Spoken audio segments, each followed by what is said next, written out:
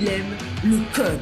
Il faut que la communication soit codée, mais de façon claire et transparente. La rigidité, c'est pas pour nous. Mon nom est Francis Parent-Valquette et vous écoutez le Sandro Show. Mais le plus important, c'est qu'il est bélier.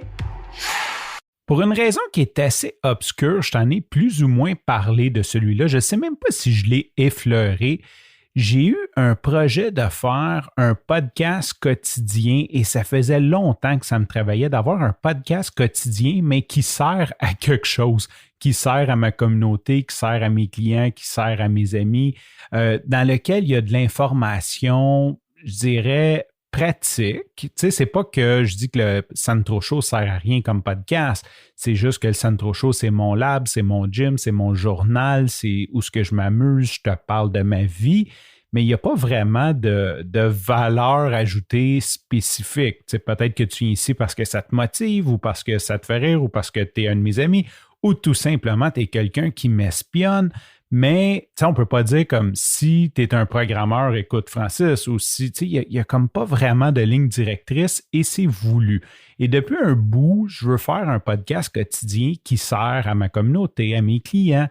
Et là, j'avais comme pas beaucoup d'idées parce que faire un podcast, c'est une chose. Maintenant, créer le contenu qui va dans ce podcast-là, c'est une autre affaire. Je veux dire, si je veux parler à tous les jours, mettons, de programmation, si je veux parler à tous les jours de podcast, faut que je sois quand même nourri à quelque part. Tu sais, je ne peux pas juste parler de ce que je fais à tous les jours parce que beaucoup de choses, c'est toujours la même affaire. Donc, j'avais comme cette espèce de contrainte-là.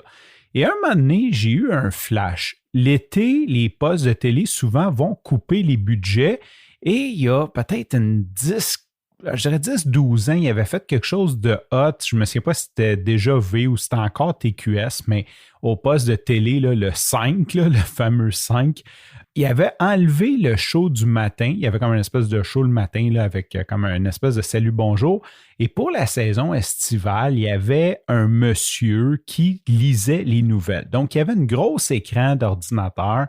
Puis il lisait avec nous. Mais c'était une télé, en fait. Puis là, il se promenait, puis il disait le Journal de Montréal, ben, il y a tel article, puis tel journaliste parle de ça. Puis il lisait avec nous, puis il chillait, puis il nous parlait d'autres nouvelles, puis il allait voir sur l'Huffington Post. Puis il se promenait d'un site à l'autre, puis il donnait des informations.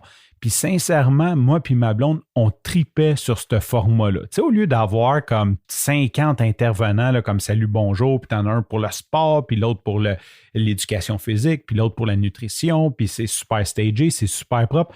Lui, c'était super simple. C'était un gars tout seul devant sa TV avec un ordi, puis il nous lisait les nouvelles, puis c'était plus intéressant qu'un contenu super bien léché. Aussi, il y a beaucoup de sites qui font de l'agrégation de contenu. Ça veut dire comme ils vont reprendre des articles de blog, ils vont relier dessus, mais ils vont prendre, mettons, tous les blogs, je vais dire, de santé, puis là, ils vont prendre des articles de chacun de ces blogs-là, puis les mettre sur leur blog sous un autre format, tout en repointant. C'est pas de la copie, c'est vraiment, ils vont repointer ou même ils vont rajouter leurs commentaires. Ils vont dire, cette semaine, le blog de Joseph a eu un super bon article sur pourquoi ne pas manger des patates avant de s'entraîner. Fait que j'ai mélangé ces deux idées-là, puis je me suis dit, regarde, c'est pas compliqué, je vais faire les nouvelles du podcast, je vais aller sur les infolettes qui existent, comme il y a des infolettes quotidiennes, puis je vais tout simplement comme dire aux gens, bien, telle infolette nous parle de ça, tel site nous parle de ça. Donc, j'ai fait une espèce de merge entre l'agrégation de contenu et l'émission que j'aimais tant du matin à TQS il y a genre 10-12 ans pour faire ça diffuse aujourd'hui toute l'actualité du podcast en moins de 10 minutes. Puis pourquoi je t'en parle? C'est parce que c'est vraiment le premier podcast que je vois une traction. Tu sais, j'ai parti plein de projets, puis tu sais, le monde me dit « Ah, j'aime ça ». Tu sais, on a eu comme certains succès, mais celui-là, ça fait à peine un peu plus qu'un mois. J'arrive à l'épisode 25, ça fait 5 semaines que je fais ça. Et pour de vrai, là, pas mal tous les jours, il y a quelqu'un qui vient m'en parler. Il me dit « Hey, c'est bon, j'aime ça, je l'ai vu. » Puis comme vraiment, je sens l'effervescence. Puis en plus, je trippe au bout à faire ça. J'ai vraiment du fun. Puis ça m'aide à me garder à jour dans ce que je fais. Sur ce, je te remercie pour ton écoute. Je te dis à demain et bye bye.